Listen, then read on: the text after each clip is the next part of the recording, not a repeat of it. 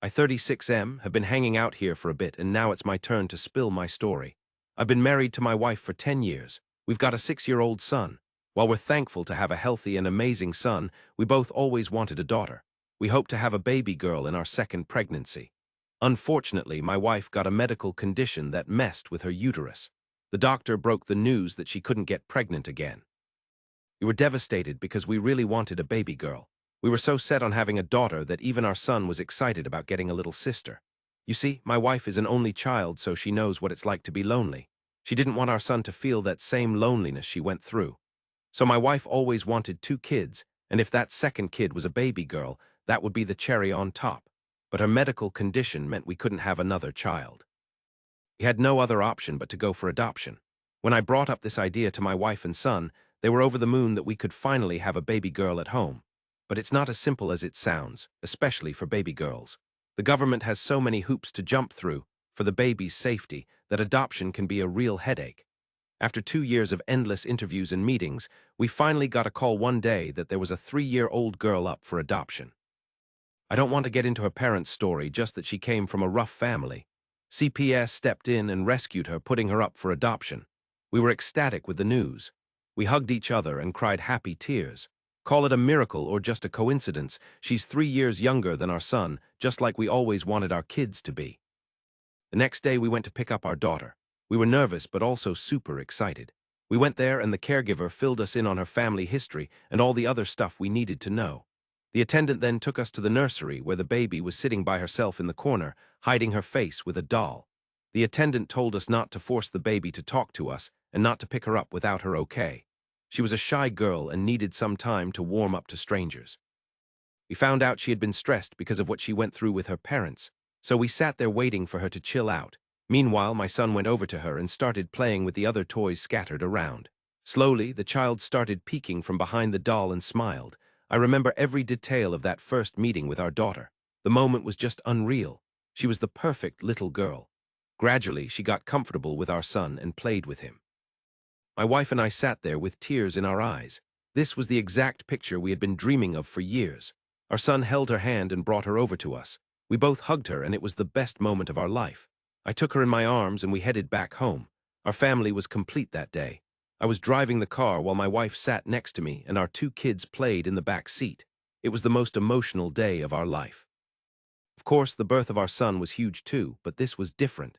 We love our son just as much as our daughter, but she needed a little extra care and love to get over her past. We did everything we could to make her feel at home.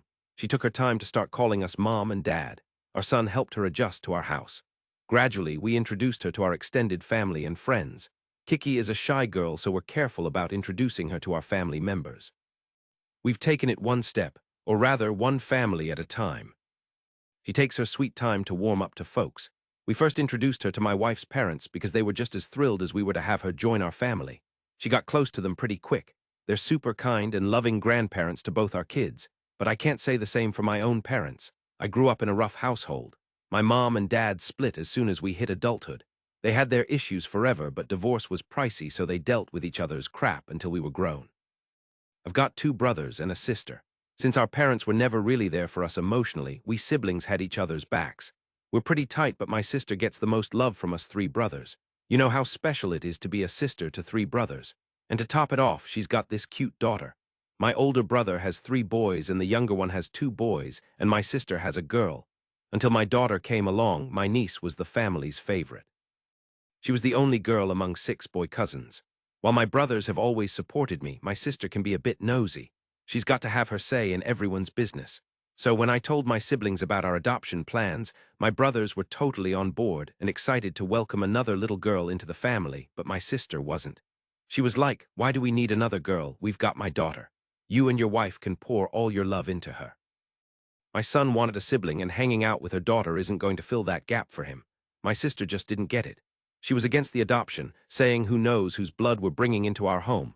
She's that type of person, blood is thicker than water. My brothers don't think like that. So we didn't think twice about introducing Kiki to them and their families. We introduced her to one family at a time. My brothers and their wives adored Kiki the moment they saw her. She's just so beautiful and adorable. Kiki still isn't totally at ease with my brothers and sisters, but she had a good time playing with her cousins when they first met. Even though I'm super tight with my siblings, and we used to go on family trips every few months, since Kiki joined our family, we haven't gone on any trips together. We didn't want to make things too much for her. Now, my wife and I are trying to figure out if we should introduce Kiki to my sister. I've told you about her thoughts on adoption, and she can be pretty loud-mouthed. I'm worried she might say something in front of Kiki that could hurt her self-esteem. That poor kid is still trying to open up, and I don't want her to go through anything that might traumatize her. But if we don't let my sister meet Kiki, it means cutting her out of our lives, which I definitely don't want. I'm really stuck here. What should I do? So update 1, hey everyone, thanks for sharing your stories. My wife and I talked it over a lot and decided to give it a shot and see how things go. I called my sister and asked if she was free the next weekend. She said she was. We headed over to her place with the kids. Her husband was super sweet to Kiki. My sister was annoyed because we introduced Kiki to my brothers before her. She's used to getting special treatment from all of us. My wife and I just smiled and explained that we're trying to keep new interactions with Kiki to a minimum so she doesn't get overwhelmed. She rolled her eyes and asked why we were making such a big deal out of it.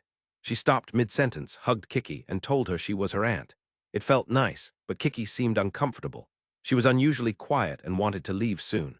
My son took her to my niece's room to play, but Kiki wasn't into playing with my niece. I don't know what went down in there, but my son said the two girls didn't click. Quite the opposite when she was at my brother's. She never asked us to take her home. She had a blast playing with her cousins. We got that she was in a tough spot, so we left my sister's place. 2 months later, my sister threw a birthday bash for her daughter. Her birthdays have always been a big deal since she's the only girl in our family until Kiki came along. As usual, we loaded up on gifts for her because she's our favorite niece. We showed up at the party with our son and Kiki. I noticed my sister wasn't as warm with my daughter as she was with my son. During the cake cutting, she invited her nephews, including my son, to stand next to her daughter, but she didn't ask Kiki to join. I figured she overlooked it, so I placed Kiki next to my niece. My sister quickly swooped in, picked up Kiki, and handed her back to me, saying she looked stressed out in front of everyone and might feel better with me in the corner. My wife and I exchanged glances, thinking she was just being protective. After the cake cutting, I told my daughter to go play with my niece, but she didn't want to. I didn't push her. My niece is 5 years old. I called her over and asked her to take Kiki with her to play and help her feel at ease. My niece rolled her eyes and said, "My mom told me not to play with her. She's not my cousin. She's not your daughter. She's adopted, right? Why did you bring her here?" Mom's upset because of her, and Bill got hurt and he scolded her for being mean. My wife stopped him because it was her birthday and we shouldn't ruin it. Bill apologized to both of us. I knew my sister could be nosy and a big mouth, but I never thought she'd be so cruel as to tell her daughter not to play with mine. I wanted to leave right then and there, but Bill insisted we stay for dinner before leaving. I filled in my brothers, and they told me to cool off and talk about it later because there were other guests around. My wife and I gritted our teeth and stuck it out. However, we lost our shit when my sister discriminated between my daughter and the other kids in the house. She handed out these huge boxes of return gifts to all the nephews, including my son, but gave my daughter this tiny box. At first, I thought it was just a different gift for a girl, but then I noticed that all the other kids from friends and neighbors had the same small box as my daughter. Kiki started sobbing because her brother and other cousins got big boxes while she got a small one. She was crying, saying that my sister doesn't love her and loves the others more. We tried to calm her down, but she's only 3. She was really hurt by the discrimination. My sister caught Kiki crying and saying this. She pulled my wife aside and told her to keep Kiki quiet because the guests were listening and they might think badly of her. My wife didn't say anything because a few of my sister's friends were watching, and she didn't want to cause a scene. My wife came over to me and said we should leave. I didn't question her further because I know her well. If she makes a call like that, it's serious. I called my son over who was playing with his cousins. I told him we were leaving. He wanted to stay longer and started throwing a fit. I picked him up and started walking out. My brothers came over to stop me and asked me to wait for the family picture. My wife said we didn't want to stay where our daughter wasn't welcomed. My brother got the hint. He apologized and backed off. My sister stopped us and said we were causing a scene. I chimed in and said we were trying to keep calm until now, but you know what? Everyone deserves to know how awful you are. You're mean to my 3-year-old daughter. You even told your daughter not to play with mine. You discriminated between your nephews and niece. You gave special gifts to all the kids in the family, but gave my daughter a regular gift that you gave to other kids.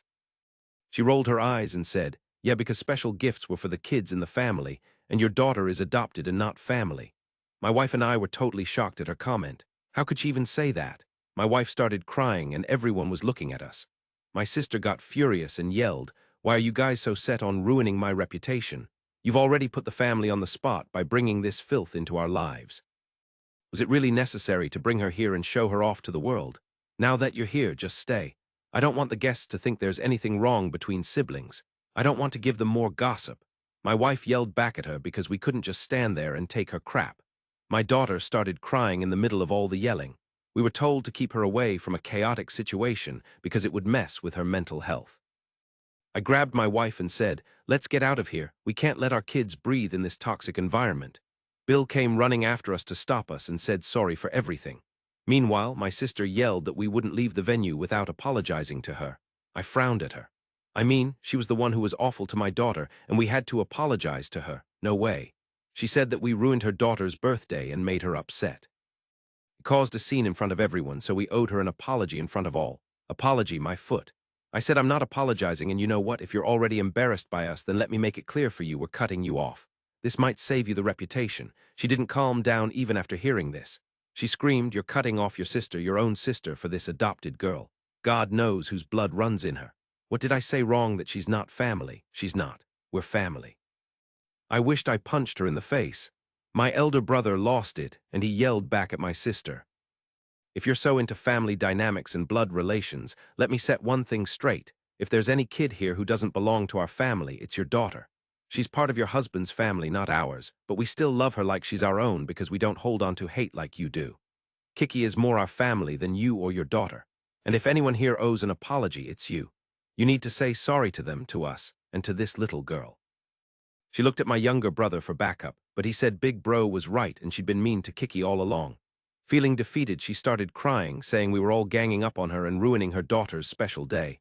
Gosh, why does it always have to be about her? We just left after that. That incident really messed with my daughter. She's lost her self-esteem. She's gone back into her shell and doesn't want to see anyone. Bill called us that very night and apologized. He said he should have stepped in earlier, but since we siblings are so tight, he stayed out of our business. I told him it's cool, it's not your fault. You did try to handle the situation, but I guess we've gone too far spoiling our sister, and now she's turned narcissistic on us. My younger brother and his wife came over with their kids, but my daughter stayed in her room and didn't come out to play. I filled them in on how badly our sister has been treating my daughter. They were shocked to hear how cruel our sister could be. They said we should have cut off our sister a long time ago. Anyways, better late than never. We've decided to cut her out of our lives and protect our daughter's well-being. Update 2, hey everyone, thanks for checking on our daughter. She's doing much better. She's started making friends in the neighborhood. We've signed her up for play school, and there she gets counseling for her mental health. As for my sister, we're totally no contact with her. After that incident, my brothers and their wives have also backed off from her a bit. Like I mentioned before, my sister has always been nosy and a big blabbermouth, so my seals and my wife were never really fans of her. They only put up with her because we brothers loved her so much. So there's this tradition between us where we take a family vacation every summer. No matter where we are, what we're doing, or how busy we are, we always make sure to set aside a week for a vacation. This year, it was our turn to plan the vacation. My wife made it crystal clear that she wasn't going if our sister was included in the plans. She laid it out straight to my elder brother at dinner one night. My brother said we've spoiled our sister too much, and it's time we set some boundaries. So we went ahead and planned the vacation for just our 3 families. The night before we left, my younger brother's wife posted some packing photos on her Instagram. My sister saw them and asked where they were headed. Seal told her we were going on a family vacation. My sister totally lost it because we didn't include her in the plan. Seal told her that it was our turn to organize the vacation, so if she had any issues, she could talk to us. Now, my sister can't get over her pride to call us. So she called my younger brother and started yelling, "How could you all go on a family trip without me?" He told her that it was my wife who had planned it, so he really couldn't do anything about it. My sister went ballistic and said he and I were total pushovers for listening to our wives. She said, "It's our family trip.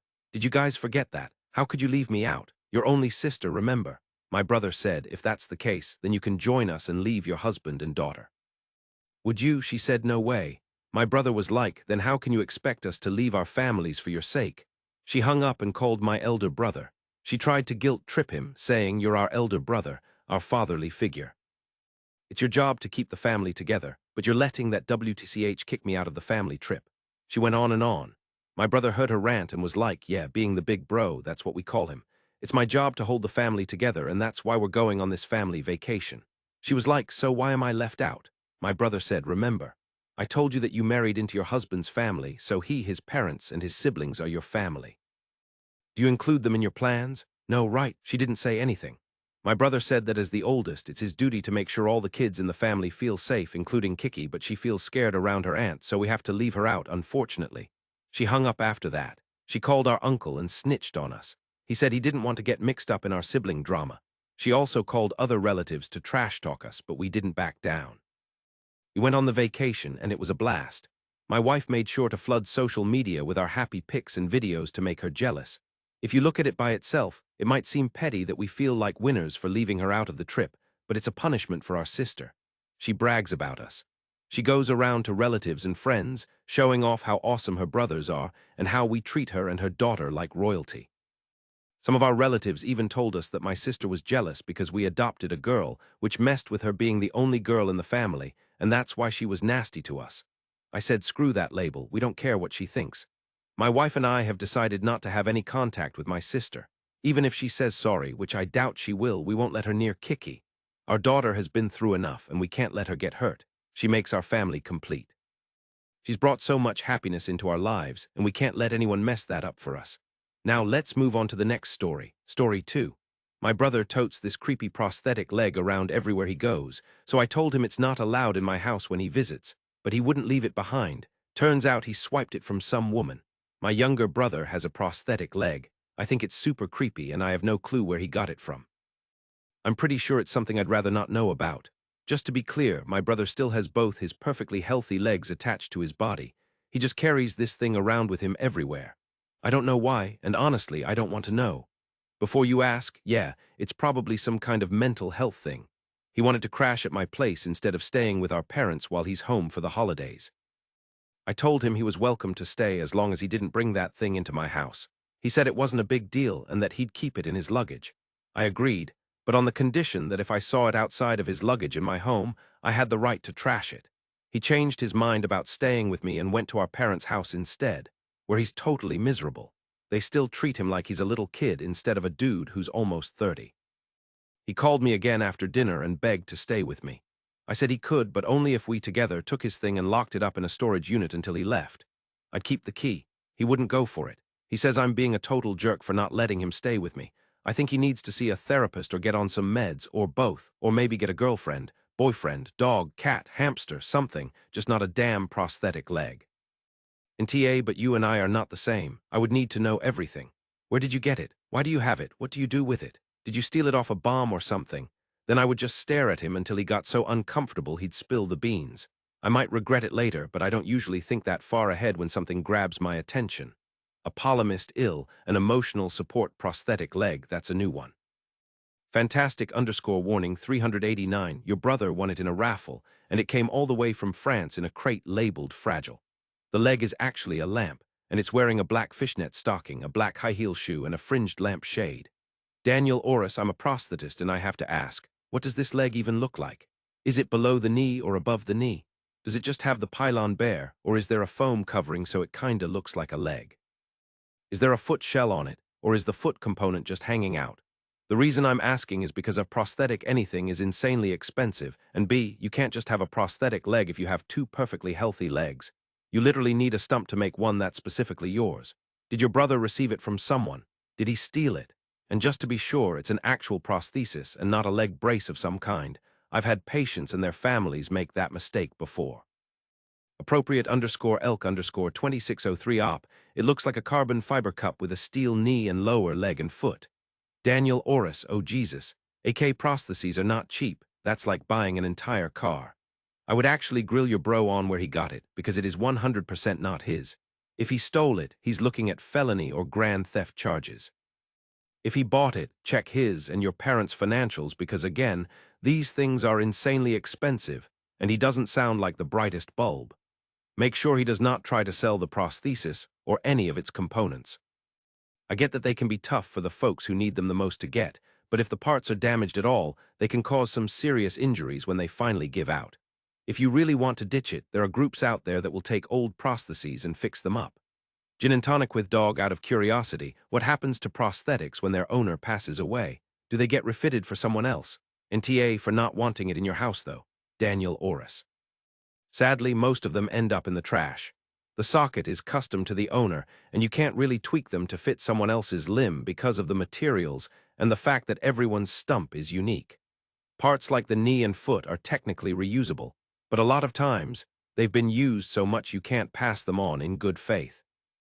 The only times I've seen parts get reused is if the patient tried them on during test fittings and didn't like them, basically just an hour of use, or if they passed away before they even got to wear them. Gin and tonic with dog, that's interesting. Let's hope Op's brother got their leg from someone who doesn't need it anymore. Daniel Orris, that's what I'm hopping for too, though the idea of it still kinda grosses me out.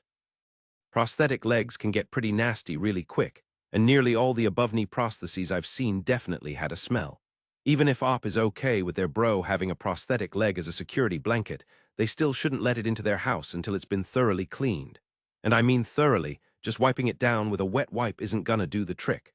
Once had a cockroach crawl out of the pylon. Update, I didn't realize this was gonna blow up so much. It got big enough that someone told the woman my brother stole it from, and she was able to figure out what happened. She called the cops, and he got arrested. I guess he was sort of trying to do the thing where he could be the hero that tracked down her leg. Please don't ask me what the heck was going through his head. The leg was expensive enough that he's facing some serious criminal charges. That's all. Sorry, there isn't more to tell.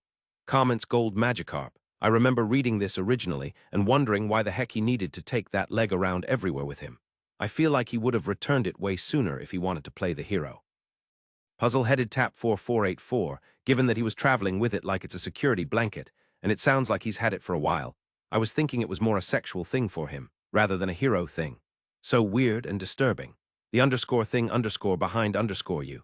Maybe playing the hero is just the excuse he gave when caught because he didn't want to admit to some really weird sex stuff. Potential underscore speech underscore 703, that's wild. I wonder why he wanted to bring it with him, though. Is he obsessed with the woman and has to carry the leg with him all the time? I mean, stealing it is one thing, but why carry it around all the time? If he tried to be a hero, he could have hidden it. Sounds more like a weird obsession. I don't think he wanted to give it back to be the hero. I've got so many questions, but I'm glad the woman will get her leg back. This is something I never thought I would ever say. Yellowbird 87, I don't know that the woman should want that leg back. There are a lot of weirdos when it comes to amputees. So underscore many underscore words, a friend of mine recently lost his leg to diabetes. No joke, the prosthetic costs about $80,000. Insurance is at least paying for it, from what he said. Odd episode, I can't imagine taking something of such practical and monetary value from someone. Oops, brother is a real puss. Bo Diddley underscore squat. Flannery O'Connor wrote this awesome short story, Good Country People, that ends with a nihilist Bible salesman swiping a woman's prosthetic leg after she turns down his moves. I was totally into that story when I was a teenager because it was so dark. I never thought something like that could actually happen nowadays.